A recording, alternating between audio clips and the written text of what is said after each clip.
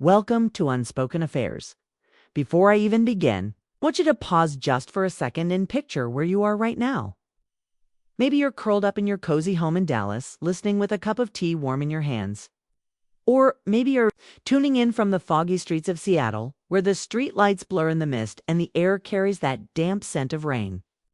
Or perhaps, like me, you're in a small, quiet town where the days blend together, where the loudest thing you be here at night is the hum of your own refrigerator. And the most excitement you get is when the mail arrives on time. Because what I'm about to tell you didn't happen in some bustling city filled with flashing lights and endless noise. It's happened in a place like this, familiar, where everyone knows your name and nothing ever seems to change.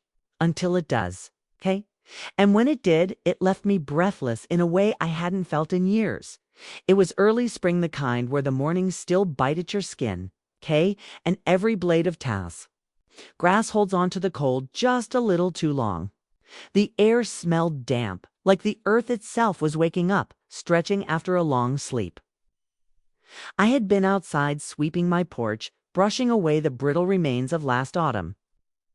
There's something oddly soothing about sweeping. It's mindless, repetitive, and for a moment, it makes you feel like you've tidied up at least one small corner of the world. That's when I heard it. A knock on the door. It startled me because I wasn't expecting anyone.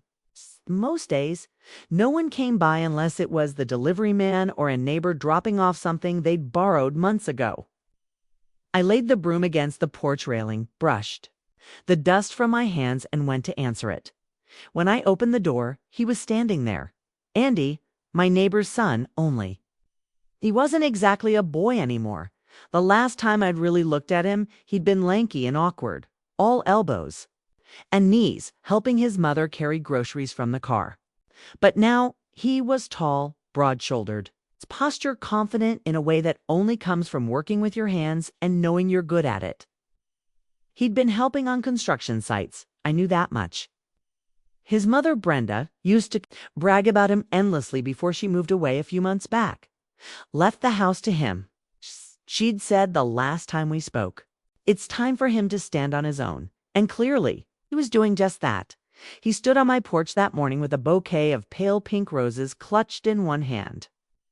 The petals so soft and fresh that they looked as though they'd just been gathered from the morning dew. And that smile. I hadn't seen a smile like that in a long, long time. "Hi, Miss Laura," he said, his eyes catching the light in a way that made them glint, like he was carrying a secret only I might be allowed to hear. "These are for you." I blinked, surprised. "It's for me? What's the occasion?" He shrugged, the corner of his mouth lifting into a crooked grin. "Do I need one?" I laughed without meaning to. "Well, no. It's not every day a handsome young man shows up on my doorstep with roses. They reminded me of you," he said, and his voice softened on those last words. Like he'd let something slip that he hadn't intended to say so openly. There was a pause. One of those quiet, suspended moments where the air feels heavy and the silence hums in your ears. I didn't quite know what to say, so I did the only polite thing I could think. I stepped aside and gestured toward the hallway. "Come in. I'll put them in some water." He followed me inside, his boots making a steady, deliberate sound. On the wooden floorboards, the house suddenly felt smaller with him in it. Quieter, more aware. Ever since my husband passed away 3 years ago, the house had carried this strange stillness, like a place holding its breath. I kept it tidy, made tea in the afternoons, read my books at night, and tried not to notice how the days bled into one another. My son visited when he could, but he lived 2 states away. Most evenings it was just me and the hum of the fridge for company. Andy's presence disrupted that quiet. He brought a warmth with him, like sunlight slipping through blinds into a room that had long been dim. In the kitchen, I set the roses down on the counter and rummaged for a vase. I could feel his eyes on me, not in an intrusive way, but in a way that made me feel seen, really seen. I wasn't used to that anymore. "Your hair looks nice like that," said suddenly, nodding toward the loose bun I'd tied earlier. "Kind of elegant." I smiled, caught off guard. "You're awfully charming today." "Maybe I've always been charming," he said, tilting his head. "You just haven't noticed." I laughed again, but it wasn't just the words, it was the way he said them. Slow, measured, as though every syllable had weight. I filled the vase with water, trimming the stems with deliberate care, sprinkling in a little sugar like my mother used to when I was a girl. My hands were steady, but my heart, not so much. When I turned back around, he was closer than I remembered him being. Not too close, just enough that I could smell the faint mix of fresh laundry and cedarwood from him. His shirt hugged his arms, sleeves rolled to just below the elbows. In that moment, he didn't seem like the boy I once knew. "I've been meaning to talk to you," he said, his voice low now. His eyes dropped for a moment, not to my body, but to my hands. Hands that had held babies, wiped tears, folded countless. Loads of laundry, cooked thousands of meals. Hands that had lived a life. He looked at them like they mattered. About what? I asked, trying to keep my voice light, though something in my stomach fluttered. He met my eyes again, and there's something raw, unguarded about how I feel when I'm around you. For a moment, I forgot how to breathe. I should have laughed, brushed it off, changed the subject. But the way he said it steady, without arrogance, wasn't the voice of a boy nursing a fleeting crush. It was honest. "I know it's strange," he went on quickly, almost like he could hear the thoughts rushing through my head. "And I'm not trying to make you uncomfortable. I needed to say it." I leaned against the sink, my fingers gripping the edge.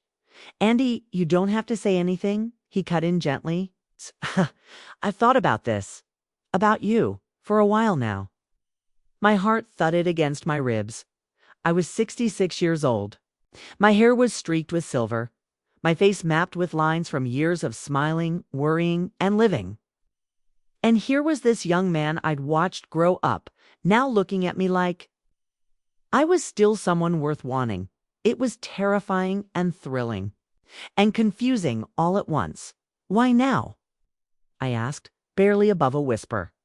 He smiled, soft and without bravado. "Because I finally had the nerve. And because you make this street feel like home. Like something more." Another pause. Only this time I didn't try to fill it. He stepped back slightly. "I should go." I didn't mean to make things weird. And with that, he headed toward the door. I stood frozen, the roses behind me filling the air with their delicate scent. Before he opened the door, he turned once more and said, "Just think about it." "Okay."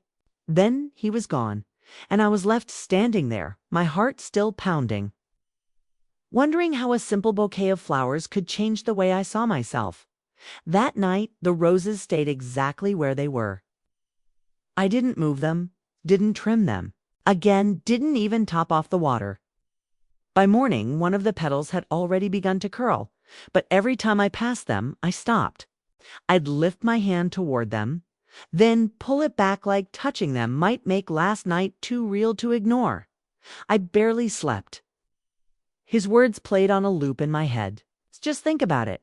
And I did. More than I wanted to, more than I should have. Because the truth was, the way he'd looked at me wasn't with pity or politeness, or the kind of empty flattery you give someone out of habit. He'd looked at me like I was. The next morning, I made tea and sat on the porch. The same porch I'd swept yesterday.